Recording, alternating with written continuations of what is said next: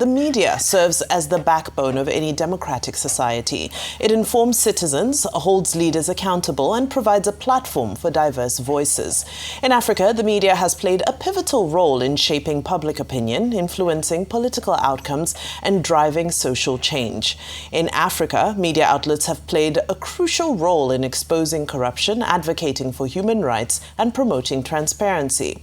The media has been a tool for education, raising awareness about health issues, environmental concerns, and societal and social injustices.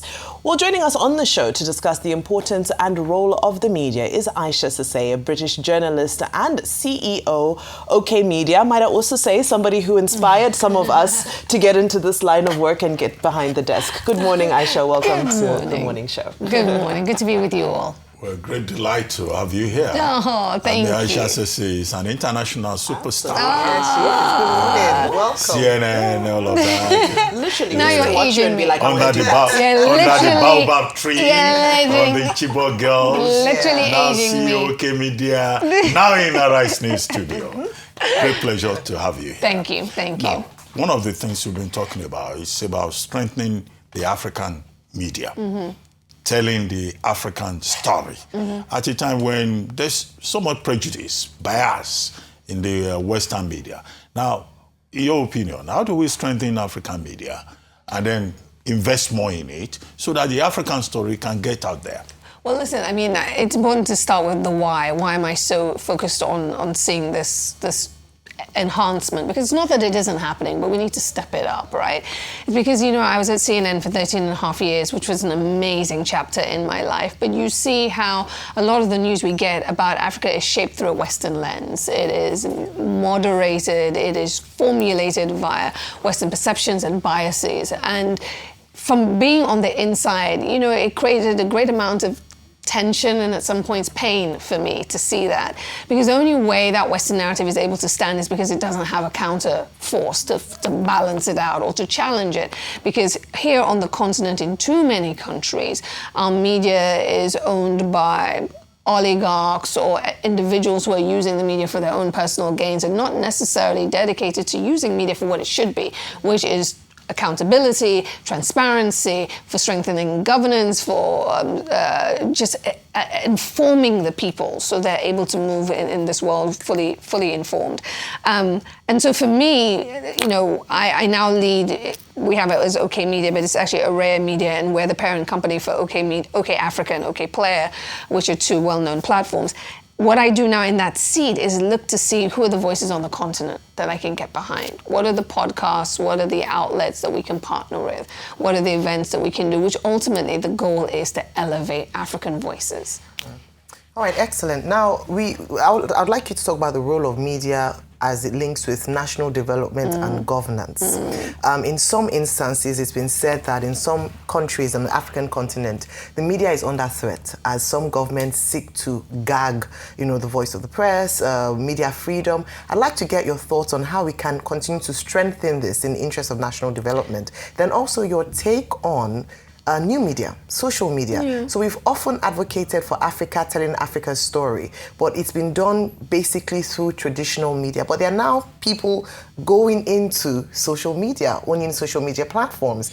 To what extent will that also strengthen the voice of Africa? Yeah, I mean, listen, let's be very clear. Doing what you do is incredibly expensive. Doing it in legacy media, big TV networks is really expensive, and it's a barrier to entry for some people who might want to be involved in that effort for accountability and to tell those important stories.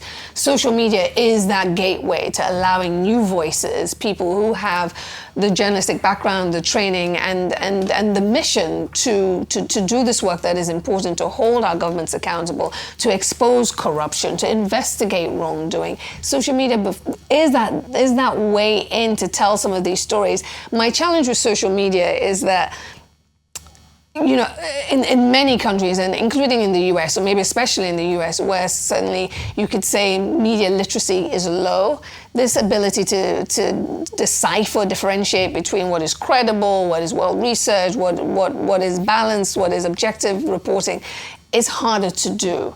And when you're not sometimes backed by a large organization that has the infrastructure, and you have these one-man bands, so the quality of the information you're getting can be challenging and not of the highest. And so I'm a great fan of social media, even though, as it has been pointed out, I'm not on it much. I think that it is a way that individuals who have that mission, who are mission-minded, can tell some of these stories, can get involved in strengthening our efforts to hold our leaders accountable, can expose wrongdoing. Because, you know, again, like I said, in too many parts of Africa, legacy media is owned by people. And so the stories that need to get out don't always get out. And in this quest to create authentic African voices, we've seen a number of incredible platforms rise up, and a few have been challenged, if I may use that term, and have been called out as being propagandists. Do you find that when there are platforms that become too Pan-African in their narrative, or deemed to be too Pan-African, there's a sentiment that then paints them as propagandists? Where do you think is the sweet spot? Do you think we'll ever get a sweet spot away from a Western narrative of what we're doing here? Well, I mean, do I hope? Yes. Mm-hmm. Will we get to that point? It's going to come down to investment, right? It's going to come down to more and more investment in the space, more and more individuals who put their money into large-scale operations or into building up robust reporting groups for even Substacks or Patreons and things like that. All of those are very credible platforms for journalists to take on to tell important stories. But there will always be that pushback from establishment to say that anything that shines a light on shortcomings is propaganda.